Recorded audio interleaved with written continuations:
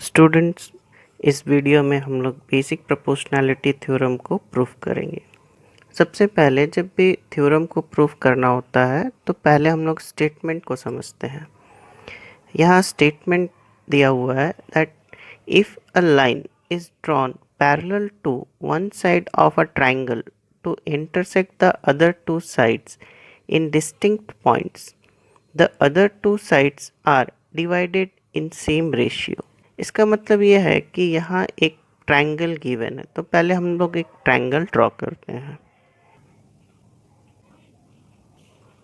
तो यहाँ हमने एक ट्रायंगल ड्रॉ किया है। मान लेते हैं कि ये जो ट्रायंगल है ये ट्रायंगल है ABC। अब क्वेश्चन में गिवन है कि a line is drawn parallel to one side of a triangle and that line intersect other two sides in distinct point। तो यहाँ मान लेते हैं कि BC जो साइड है इस साइड के पैरेलल एक लाइन ड्रॉ करते हैं जो कि AB और AC को दो डिस्टिंक्ट पॉइंट पे इंटरसेक्ट करेगा। तो यहाँ पे हमने एक लाइन DE लिया है जो कि BC के पैरेलल है और ये AB और AC को दो डिस्टिंक्ट पॉइंट यानी कि D और E पे इंटरसेक्ट करता है।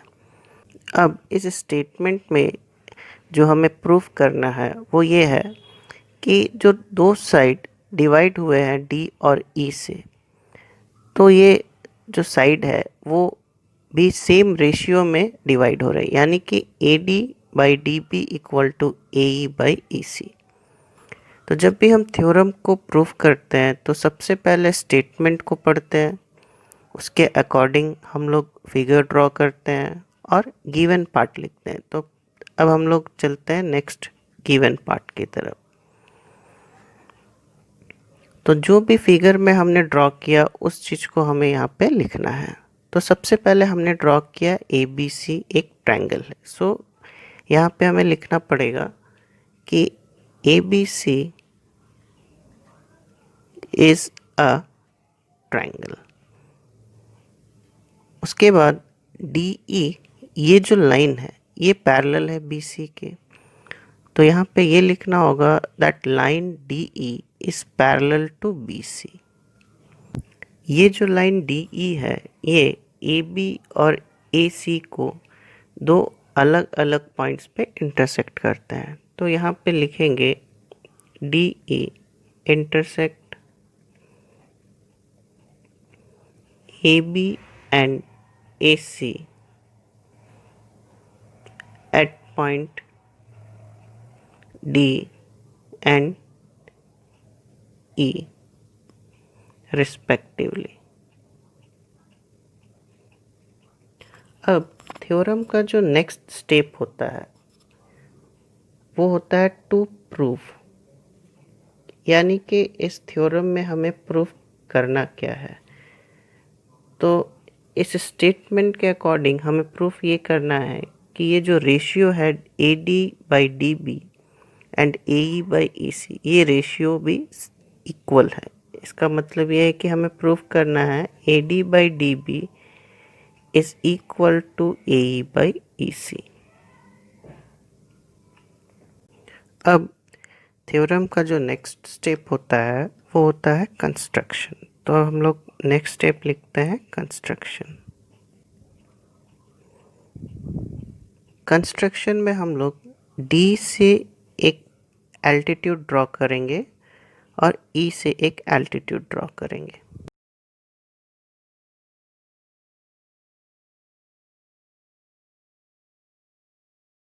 कंस्ट्रक्शन पार्ट में हम लोग लिखेंगे that we have drawn DL perpendicular on AE and EM perpendicular on AD। अब C और D को ज्वाइन कर देते हैं और B और E को भी ज्वाइन कर देते हैं। प्रूफ स्टार्ट करने के लिए हम लोग पहले area of triangle A D E consider करेंगे। इस तरह से कंसिडर करेंगे कि इसका बेस ए डी हो और हाइट ई एम। तो पहले हम लोग यहाँ लिखेंगे area of triangle A D E. तो area of triangle half into base into height. तो यहाँ पे हमने बेस ए डी लिया है और हाइट हमने ड्रॉ किया है ई एम। इसी तरह से यहाँ पे हम लोग कंसिडर करते हैं ट्रायंगल डी बी ई। तो area of triangle D B E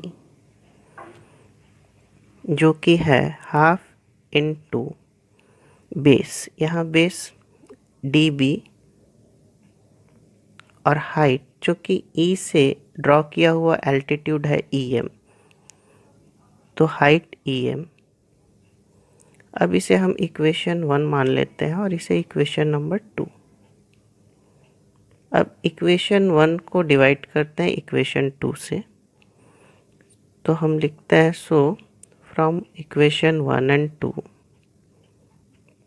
equation 1 और इक्वेशन 2 को अगर हम डिवाइड करते हैं तो हमें मिलता है area of triangle A D E divided by area of triangle D B E. तो area of triangle A D E हमारे पास है half into base into height and area of triangle D B half into D B into E M. यहाँ पे E M और E M common factor है तो वो कैंसिल हो जाएगा। हाफ और हाफ भी कॉमन फैक्टर है, वो भी कैंसिल हो जाएगा। तो हमारे पास बचता है area of triangle A D E divided by area of triangle D B E equal to A D by D B. तो इसे हम इक्वेशन नंबर 3 मान लेते हैं। Similarly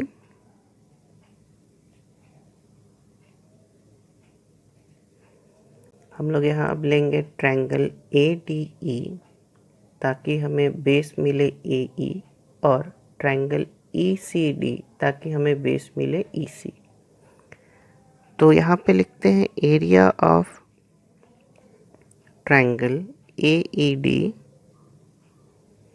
divided by area of triangle E C D. तो area का formula होता है हाफ इनटू बेस। यहाँ पे बेस हमने कंसीडर किया है ए ई और हाइट हमने यहाँ पे लिया है डी एल। इसी तरह से area of triangle E C D half into base हमने लिया है ई सी और हाइट हमने लिया है डी एल। तो यहाँ पे डी एल और डी एल कॉमन फैक्टर है तो वो कैंसिल हो जाएगा। हाफ और हाफ भी कॉमन फैक्टर है। तो फाइनली हमारे पास जो रिज़ल्ट बचता है वो है ए ई डिवाइडेड बाय ई सी। इसे हम इक्वेशन नंबर 4 कंसिडर करते हैं। अब अगर हम इक्वेशन नंबर 3 और इक्वेशन नंबर 4 को ऑब्जर्व करें तो जो न्यूमरेटर है वो है ए डी ई और ए ई डी। इसका मतलब ये है कि जो न्यूमरेटर है वो एक ही ट्रायंगल को पॉइंट कर रहा है ए डी ई या फिर ए ई डी। तो area of triangle A D E और area of triangle A E D दोनों इक्वल है। अब डिनोमिनेटर को देखते हैं। डिनोमिनेटर में area of triangle D B E और area of triangle E C D है। तो ये जो ट्रायंगल है डी बी ई और ई सी डी, ये जो दो ट्रायंगल्स है ये इस तरह के ट्रायंगल है कि इनका एक साइड इक्वल है और ये पैरेलल लाइंस के बीच में है। तो क्लास 9 में हमने पढ़ा था, if two triangles have a common base and between the same parallels then they have same area. तो यहाँ पे हम लिख सकते हैं, since triangle DBE and triangle ECD are on the same base,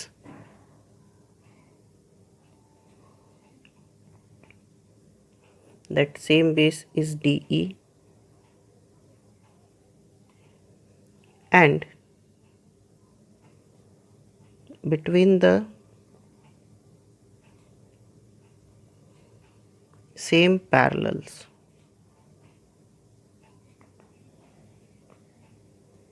So the same parallels lines are DE and BC.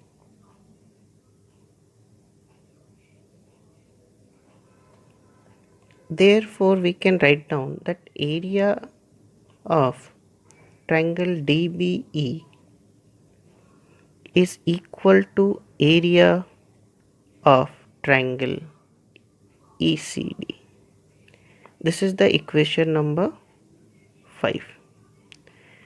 तो अब अगर हम इक्वेशन नंबर 3, 4 और 5 को ऑब्जर्व करें तो 3 और 4 में न्यूमरेटर का एरिया जो है वो पहले से ही इक्वल है, क्योंकि दोनों एक ही ट्रायंगल को पॉइंट कर रहा है। और जो डिनोमिनेटर है, अभी इक्वेशन 5 से हमने प्रूफ किया, area of triangle DBE is equal to area of triangle ECD। तो फाइनली इक्वेशन नंबर 3, 4 एंड 5 को कंबाइन करने से हमें मिलता है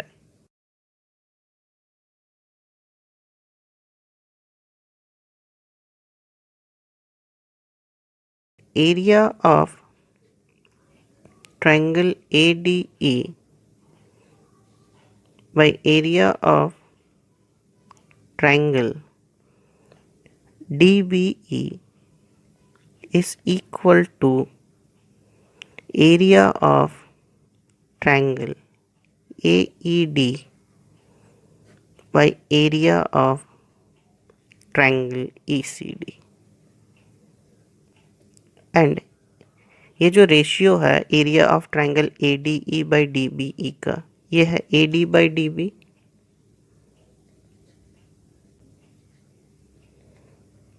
और area of triangle AED by area of triangle ECD, ये हमारे पास है AE by EC।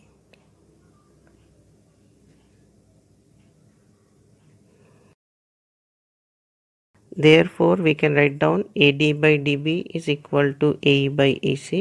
Hence, the theorem is proved.